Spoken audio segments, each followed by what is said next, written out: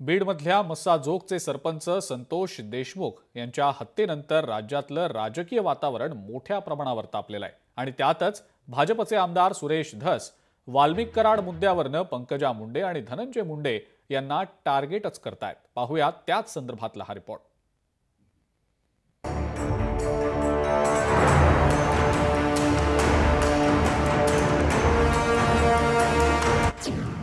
संतोष देशमुखांच्या हत्येवरून धसांचे गंभीर आरोप। सुरेश धस यांच्याकडून मुंडे बंधू भगिनी टार्गेट। वाल्मिक कराडवर गुन्हा दाखल करण्याची धस यांची मागणी।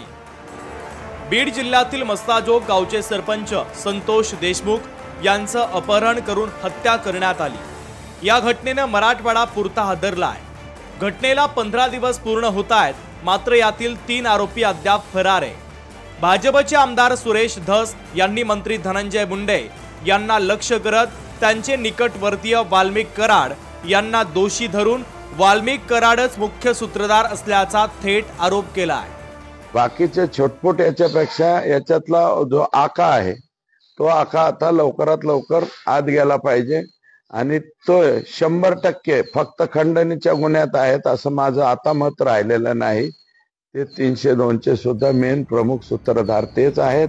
सरपंच देशमुख हत्या प्रकरणावरून भाजपचे आमदार सुरेश धस यांनी हिवाळी अधिवेशन गाजवलं। या प्रकरणामध्ये केज पोलीस ठाण्यात 7 आरोपींच्या विरोधात गुन्हा दाखल आहे। यातील 4 आरोपींना पोलिसांनी अटकही केली आहे, मात्र यातील 3 आरोपी फरार आहे। अधिवेशन संपताच धस आपल्या मतदारसंघात दाखल झाल्यानंतर त्यांनी पत्रकार परिषद घेऊन मंत्री धनंजय मुंडे यांच्यावर ताशेरे ओढले, तर वाल्मिक कराड यांना मुख्य आरोपी करून त्यांच्यावर खुनाचा गुन्हा दाखल करण्याची मागणी धस यांनी केली आहे। माझं मत असं आहे की लवकरात लवकर यांना अटक करावी आणि पोलीस 100% अटक करतील। SIT आज गठीत होईल, त्याच्यामुळे हे लवकरात लवकर आत गेले पाहिजेत बिनभाड्याच्या खोलीमध्ये।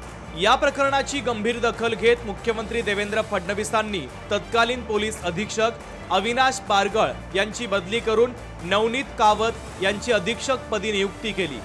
पदभार स्वीकारताच नवनीत कावत ऍक्शन मोडमध्ये आले असून या प्रकरणाची ते माहिती घेत आहेत, तर आरोपींच्या शोधासाठी विशेष पथकं आता रवाना करण्यात आली आहे। मस्साजोग प्रकरणमध्ये सध्या तपास कुठपर्यंत गेलेला आहे, काय काय त्यांनी एव्हिडन्स गोळा केलेला आहे, तर सगळा अभ्यास करून आणि डेफिनेटली पूर्ण जिल्ह्याच्या मी प्रत्येक पोलीस स्टेशन व्हिजिट करणार आणि मस्साजोग माझी प्रायोरिटी राहणार।